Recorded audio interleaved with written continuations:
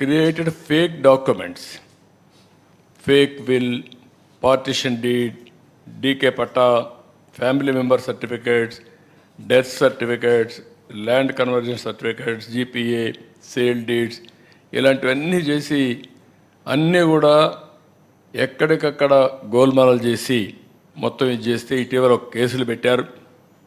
Accused 77 మంది, total fake documents ఇది 572, total victims 112 మంది, హౌస్ సైడ్స్ ఎక్స్టెంట్ గ్రాబ్డ్ వచ్చి 27,610 స్క్వేర్ యార్డ్స్, వాల్యూ వచ్చి 101 కోటి రూపాయలు.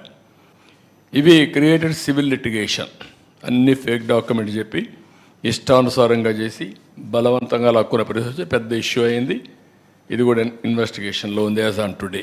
నెక్స్ట్, ఇది ఎంత దర్జాగా మీరు చూడండి, ఫ్లాగ్ పెట్టేసి ఇష్టానుసారంగా ఎక్కడికక్కడ కబ్జా చేసే పరిస్థితికి వచ్చారు, ప్రొక్లైన్స్ పెట్టి మరి. నెక్స్ట్, ఇక్కడ తిరుపతికి ఒక విచిత్రమైన పరిస్థితి ఉంది. ఇవన్నీ సెటిల్మెంట్ ల్యాండ్స్ తిరుపతిలో, లేకుంటే మఠం భూములు కూడా ఉన్నాయి అక్కడ. ఈ భూముల్ని ఇష్టానుసారంగా 22A ఉపయోగించి వీడు కొట్టేసే పరిస్థితికి వచ్చారు. మామూలు 1-2 కాదు, మొత్తం తిరుపతి, రేణిగుంట ఏరియా అంతా మీరు చూసి, చిత్తానూరు ఏరియా అంతా మొత్తం కూడా డిస్ప్యూటెడ్ ల్యాండ్, అవన్నీ సెటిల్మెంట్ ల్యాండ్స్. ఇవన్నీ ఇష్ట ప్రకారం కొట్టేశారు. నేను కొన్ని ఎగ్జాంపుల్ మాత్రం ఇస్తున్నా. 4.5 ఎకరాలు కాలువపరంబోక్ చిత్తానూరులో, తిరుపతి రూరల్ మండలం. ఇంకొక పక్కన 27.14 ఎకరాలు గవర్నమెంట్ ల్యాండ్ మంగళం, తిరుపతి అర్బన్. 3.3 ఎకరాలు కుంటపరంబోక్ ఇన్ దామినేడు, తిరుపతి రూరల్ మండలం.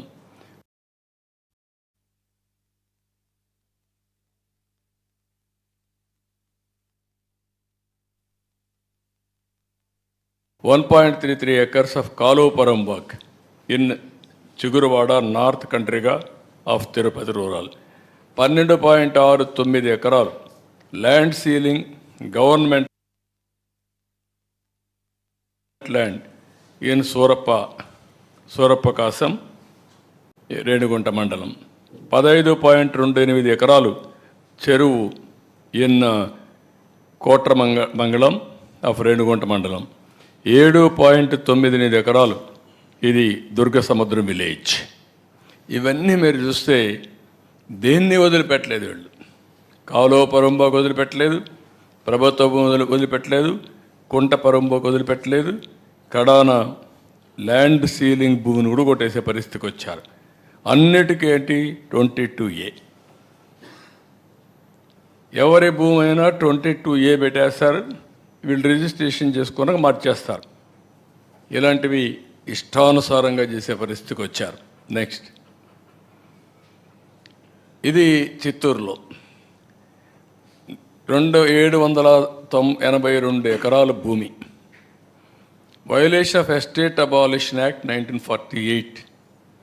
కంబైన్డ్ ఆంధ్రప్రదేశ్లో నేను రెవెన్యూ మినిస్టర్గా ఉన్నప్పుడు నేను ఆలోచించేవాడిని. అప్పుడు అక్కడ ఒక ఏడీబీ రెడ్డి అని ఒక అతను ఉండేవాడు, సెటిల్మెంట్ ఆఫీస్ నెల్లూరులో ఒక ఆఫీస్ ఉండేది. ఆయన పని ఎవడికి భూమి కావాలో రాయిచ్చేవాడు. ఇది పని అన్నమాట, చాలా ఫేమస్ కూడా అది. అప్పుడు నేను ఆలోచించాను, ఎప్పుడూ అయిపోయింది, ఇప్పుడేంటి ఈయన ఇస్తున్నాడని. డిపార్ట్మెంట్ని అబాలిష్ చేశాం.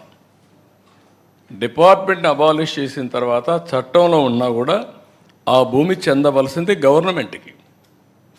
మీకు హైదరాబాద్లో ఒకటి ఉంది, ఎవాక్యుయేషన్ ప్రాపర్టీ. ఎప్పుడో కొంతమంది కంట్రీ డివైడ్ అయినప్పుడు పాకిస్తాన్కి వెళ్ళిపోయారు. ఆ భూములు ఎవరికి రావాలి? గవర్నమెంట్కి రావాలి. కొంతమంది ఫేక్ డాక్యుమెంట్స్ తయారు చేసుకుని ఆ భూములు కొట్టేసే పరిస్థితి వస్తూ వచ్చారు. నేను ముఖ్యమంత్రి అవుతానని మీరు చాలామంది చూస్తుంటారు. అప్పుడు బన్వర్లాల్ని ఒక ఐఏఎస్ ఆఫీసర్ని పెట్టా. అతను ఎక్కడ చూసినా ఒక బోర్డు పెట్టేవాడు, this land belongs to government, any trespass will be punished severely అని.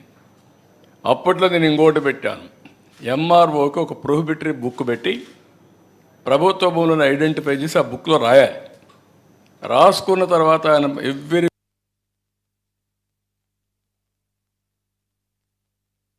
వీక్ ఇన్స్పెక్ట్ చేయాలి. Is the custodian of that lands అనమాట.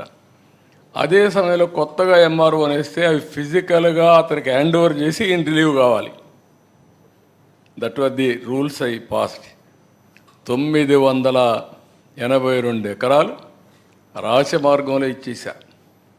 అక్కడ పెద్ద లీడర్ ఉన్నాడు దోపిడీ చేయడానికి. ఇది పుంగనూరు కాన్స్టిట్యున్సీ. అంటే ఎక్కడికి పోయారో నాకు అర్థం కావడం లేదు. అంటే ఏమైనా జరిగిపోతుందనే ధీమా, ఏమి చేసినా మేము తప్పించుకుంటామని ఒక గర్వం వచ్చి ఇష్టానుసారంగా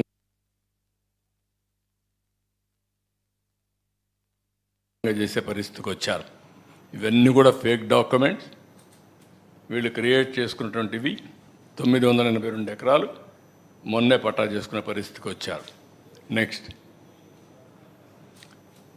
ఇక్కడికి వచ్చే కొద్దిగా హౌస్ సైట్స్ మీరు ఇక్కడ చూస్తే ఎంత దుర్మార్గం అంటే assigned lands, SC ST BC beneficiaries lands అన్నీ ఫోర్సిబుల్గా తీసేసుకున్నారు. 10,000 ఎకరాలు.